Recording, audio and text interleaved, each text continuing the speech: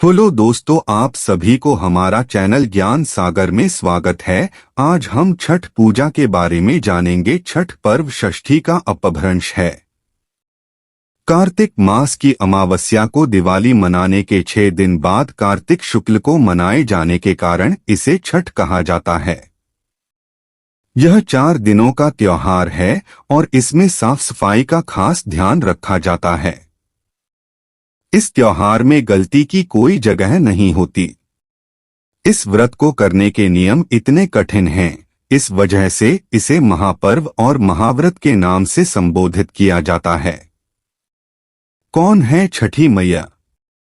मान्यता है कि छठ देवी सूर्य देव की बहन हैं और उन्हीं को प्रसन्न करने के लिए जीवन के महत्वपूर्ण अवयवों में सूर्य व जल की महत्ता को मानते हुए इन्हें साक्षी मानकर भगवान सूर्य की आराधना तथा उनका धन्यवाद करते हुए मां गंगा, यमुना या किसी भी पवित्र नदी या पोखर तालाब के किनारे यह पूजा की जाती है।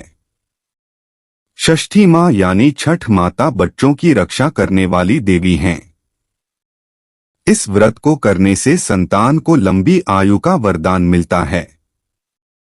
मार्कंडेय पुराण में इस बात का उल्लेख मिलता है कि सृष्टि की अधिष्ठात्री प्रकृति देवी ने अपने आप को 6 भागों में विभाजित किया है। इनके छठे अंश को सर्वश्रेष्ठ मातृ देवी के रूप में जाना जाता है, जो ब्रह्मा की मानस पुत्री हैं।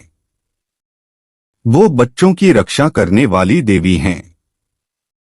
कार्तिक मास के शुक्ल पक्ष की षष्ठी को इन्हीं देवी की पूजा की जाती है। शिशु के जन्म के 6 दिनों बाद इन्हीं देवी की पूजा की जाती है। इनकी प्रार्थना से बच्चे को स्वास्थ्य, सफलता और दीर्घायु होने का आशीर्वाद मिलता है। पुराणों में इन्हीं देवी का नाम कात्यायनी बताया गया है, जिनकी नवरात्रि की षष्ठी तिथि को पूजा की जाती है। ऑल्सो रीड अस्ताचल सूर्य से आशीष लेने का पर्व। छठ व्रत कथा।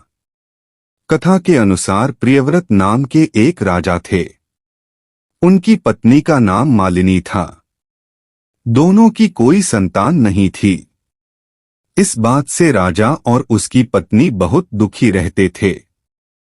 उन्होंने एक दिन संतान प्राप्ति की इच्छा से महर्षि कश्यप द्वारा पुत्रेष्टि यज्ञ करवाया। इस यज्ञ के फलस्वरूप रानी गर्भवती हो गईं। 9 महीने बाद संतान सुख को प्राप्त करने का समय आया तो रानी को मरा हुआ पुत्र प्राप्त हुआ। इस बात का पता चलने पर राजा को बहुत दुख हुआ। संतान शोक में वह आत्महत्या का मन बना लिया। लेकिन जैसे ही राजा ने आत्महत्या करने की कोशिश की, उनके सामने एक सुंदर देवी प्रकट हुई। देवी ने राजा को कहा कि मैं षष्ठी देवी हूँ। मैं लोगों को पुत्र का सौभाग्य प्रदान करती हूँ। इसके अलावा जो सच्चे भाव से मेरी पूजा करता है, मैं उसके सभी प्रकार के मनोरथ को पूर्ण कर देती हूँ।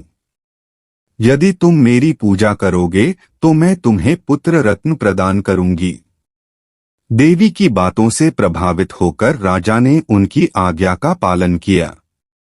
राजा और उनकी पत्नी ने कार्तिक शुक्ल की षष्ठी तिथि के दिन देवी षष्ठी की पूरे विधि विधान से पूजा की।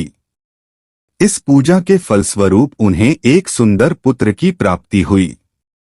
तभी से छठ का पावन पर्व मनाया जाने लगा। छठ व्रत के संदर्भ में एक अन्य कथा के अनुसार जब पांडव अपना सारा राजपाट जुए में हार गए, तब द्रौपदी ने छठ व्रत रखा। इस व्रत के प्रभाव से उसकी मनोकामनाएं पूरी हुईं तथा पांडवों को राजपाट वापस मिल गया।